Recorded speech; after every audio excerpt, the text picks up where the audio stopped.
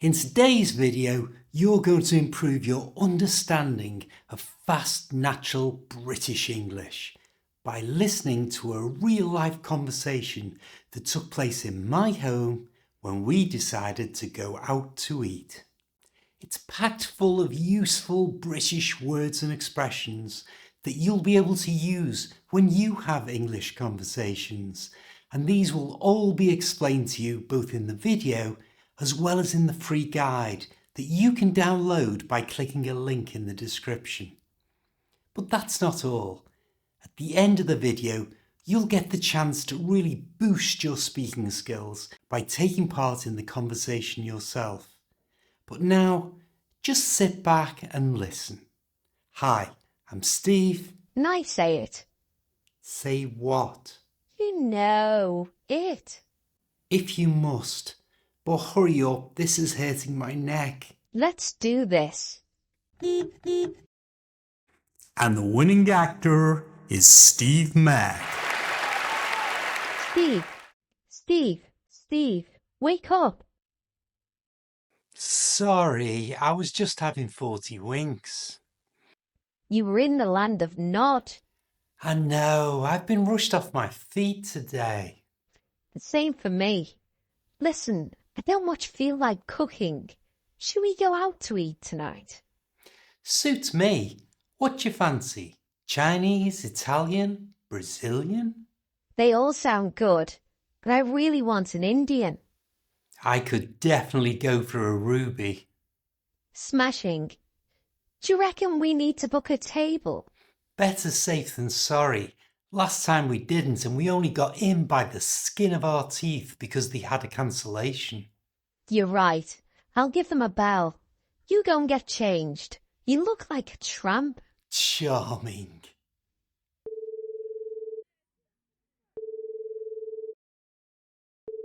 Thank you for calling the Rangoli restaurant.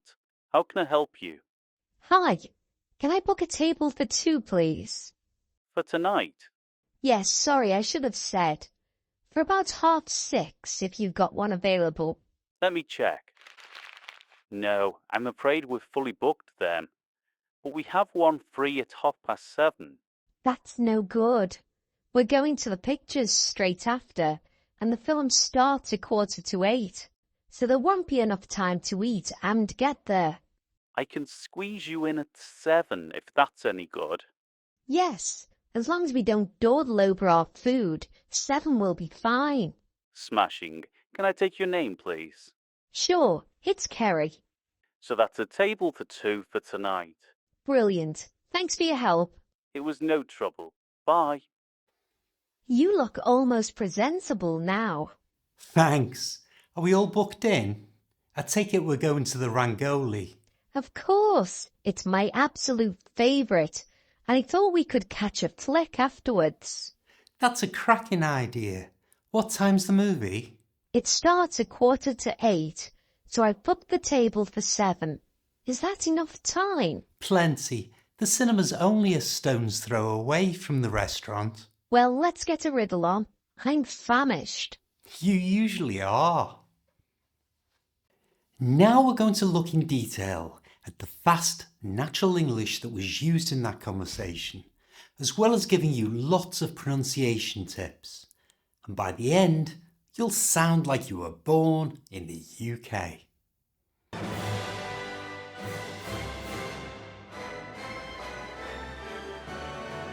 At the start, I was having 40 winks, which is another way of me saying I was having a short nap. To use this, you have to say 40 winks, not 30 or 50, it's always 40 winks. And Kerry confirmed this by saying that I was in the land of Nod. You were in the land of Nod. Which means someone's asleep. This cat is in the land of Nod. The reason I was having 40 winks was because I had been rushed off my feet, which is a very common English expression for being very busy. There are a few different ways to pronounce words with an ed ending, and here it's with a t sound. Rushed. You try. I'd been rushed off my feet.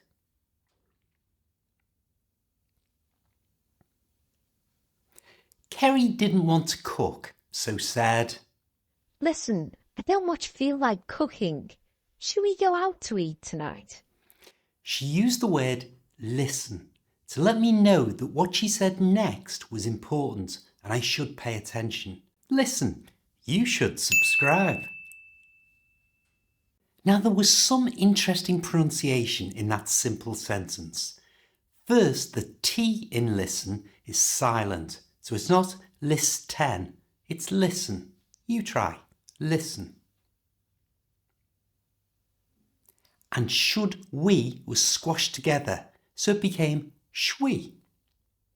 Going out was joined with a little w sound, so instead of go out, it became go out. And to eat was also said with a little w sound, and it became tweet. So the whole thing was shwe go out tweet. You try. Shwe go out tweet.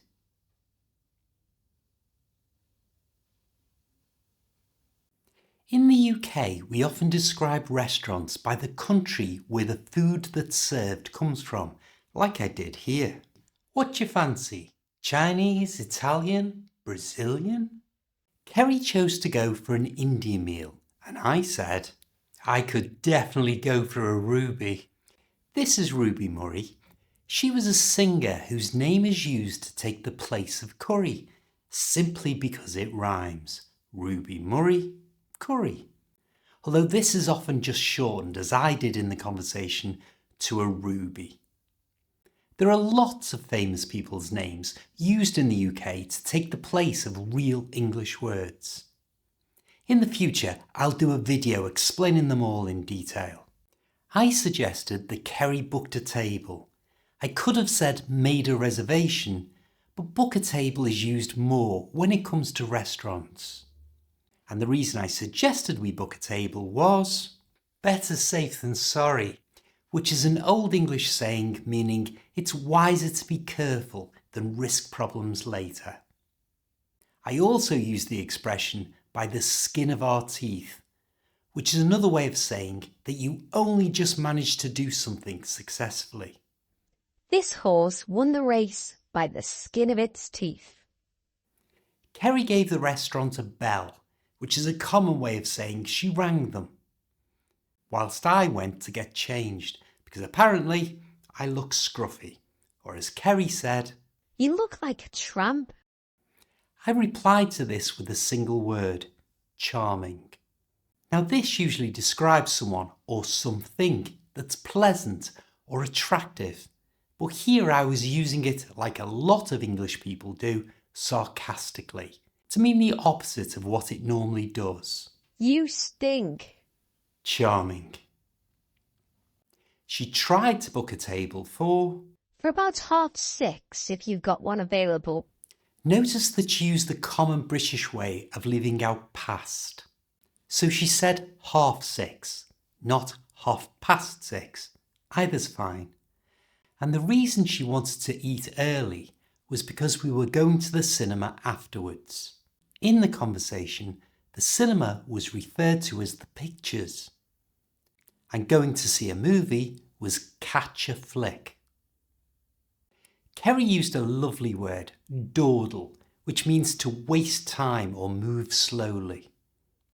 Don't dawdle or you'll miss the bus. I thought going to the pictures was a good thing to do, or as I put it, that's a cracking idea. And Kerry told me to get a riddle on, which is another way of saying hurry up. To pronounce this correctly, move the L sound from the end of riddle to the front of the on. So slowly it sounds like this, riddle on. And at normal speed, riddle on. You try. Get a riddle on.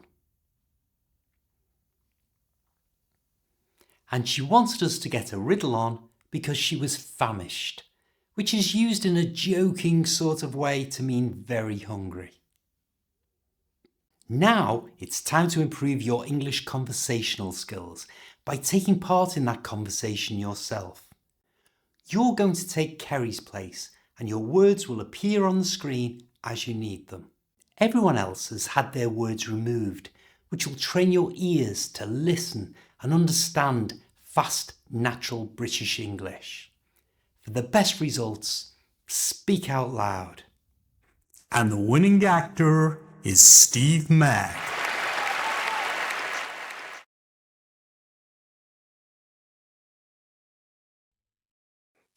Sorry, I was just having 40 winks. I know, I've been rushed off my feet today.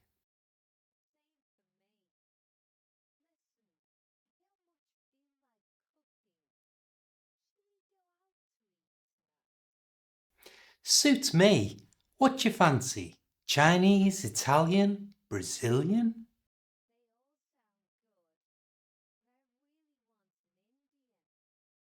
I could definitely go for a ruby.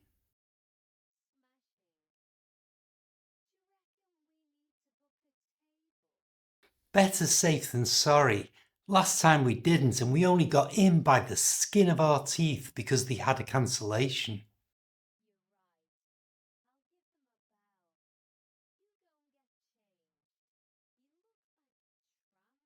Charming.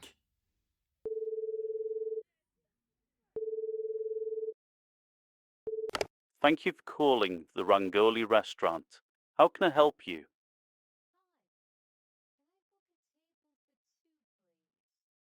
For tonight?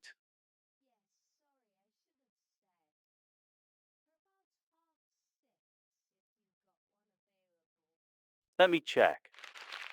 No, I'm afraid we're fully booked then. But we have one free at 7:30.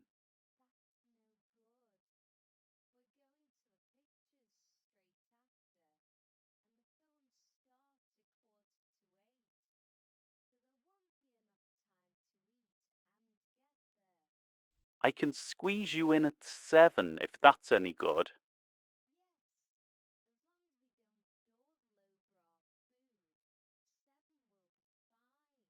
Smashing. Can I take your name, please? So that's a table for 2 for tonight.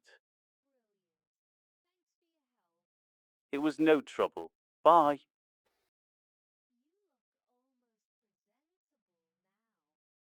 Thanks. Are we all booked in? I take it we're going to the Rangoli.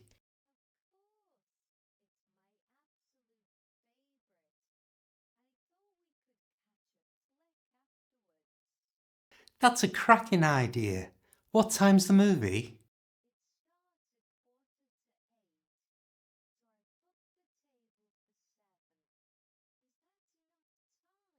Plenty. The cinema's only a stone's throw away from the restaurant. You usually are. We learned the expression a cracking idea, which means a very good suggestion. And a cracking idea to improve your English is to click on this video.